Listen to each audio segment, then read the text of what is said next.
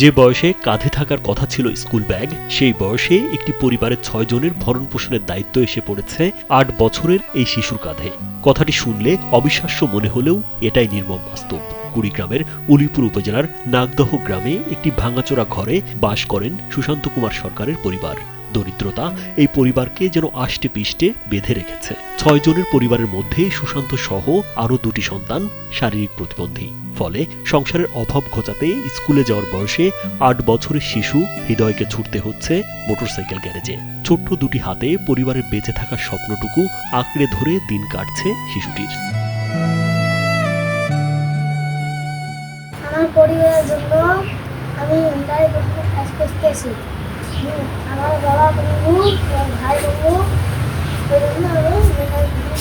5+ star rating প্রাপ্ত দেশের সর্বোচ্চ বিদ্যুৎ সাশ্রয়ী ওয়ালটন এসি স্মার্ট কমফোর্ট এখন নেক্সট লেভেলে। প্রতিবেশীদের সহযোগিতায় সুশান্ত কুমার চিলমারী উপজেলার একটি রুটি কারখানায় কাজ করেন। তবে শারীরিক প্রতিবন্ধকতার কারণে অন্যদের মতো পরিশ্রম করতে পারেন না। ফলে কারখানার কাজটিও প্রায় বন্ধ হওয়ার উপক্রম হয়েছিল।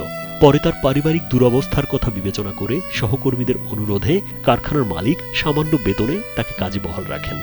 খুব খারাপ মনে করেন বাচ্চা হলো 7 জন, চলাফেরা করতে পারি না, বুঝছেন। মনে করো কাজ করতে পারি না। এখন মনে করো কীভাবে চলাফেরা করি। এখন আমিও তো কাজকর্ম করে হইনি, সেরকম পাই না ধরে কাজকর্ম করবে। আর মানুষের দোকানে যাই 10 টাকা কামাই করবে, 10 টাকা কামাই করবে গেলে তো আমার অনেক কিছু করা লাগে, সেটা তো আমি পাই না। এখন মনে করুন মনে করো দেখে না দেখি এখন করে কী করে, এই ছেলেটা তো করবে তো পায় না, কোনো কর্ম করে পায় না। এখন ওই জন্যে তারা মন খুশি করি দেয় আমাকে কিছু। এদিকে সংসারের বাড়তি যোগান দিতে তার স্ত্রী শিখা রানী বিভিন্ন বাড়িতে গৃহস্থালির টুকিটাকি কাজ করেন। বিনিময়ে কখনো 1 সের কখনো আধা সের চাল পান। সেই চাল রান্না করেই সন্তানদের মুখে খাবার তুলে দেন তিনি। বেটার দোকান খাটে কিছু টাকা সংসারের মধ্যে আনে ওই দিকে ট্রাক্টর করে সংসারতে জমা গেছে। আমিও না কোনো দিন করি মাসের বাড়ি হাসার দিই 200 চাল দিই, তাকে আমি বাচ্চা কষা না খাওয়া আমরা বাচ্চা কষাকে আমি খোয়াই। এই কঠিন বাস্তবতার মধ্যে পরিবারের সবচেয়ে বড় সন্তান হৃদয়চন্দ্র সরকারকে মাত্র 8 বছর বয়সেই পরিবারের দায়িত্ব নিতে হয়েছে। বর্তমানে উলিপুর শহরের একটি মোটরসাইকেল গ্যারেজে কাজ করে সে।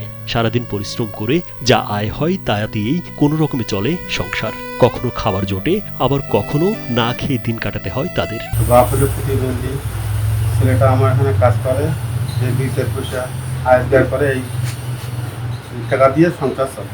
তবে চরম সংকটের মধ্যেও পরিবারটির পাশে দাঁড়ানোর চেষ্টা করছেন প্রতিবেশীরা। নিজেদের সামর্থ্য অনুযায়ী সহযোগিতা করছেন তারা। ওদের ফ্যামিলির মধ্যে 6 জন মানুষ, তার মধ্যে 3 জনে প্রতিবন্ধী। এই ছোট বাচ্চাটার ওপর তার সংসার নির্ভর করে। তো আমি মেম্বার হিসেবে আমাদের পরিষদ থেকে যতটুকু সম্ভব হয় তাকে আমরা হেল্প করি আসতেছি তখন থাকি। ওই 8 বছর বয়সের ছেলে মনে করো দোকানে রাখার পর ওটা থেকে যে 10, 20, 50 টাকা পায়, এই টাকা দিয়ে ওর বাপ মনে করেন প্রতিবন্ধী ভাতা পায়। এই দিয়ে আর কি সংসার কোনো রকমভাবে টাকটক করেই চলে। মনে করো কোনো দিন খায় না, কোন দিন না খায় থাকে। হৃদয়ের মতো শিশুরা দারিদ্রতার কারণে যখন শৈশব হারায়, তখন শুধু একটি পরিবার নয়, সমাজও হারায় একটি সম্ভাবনাময় ভবিষ্যৎ। তাই তো সরকার ও সমাজের বিত্তবানদের এগিয়ে আসার আহ্বান জানিয়েছেন স্থানীয়রা।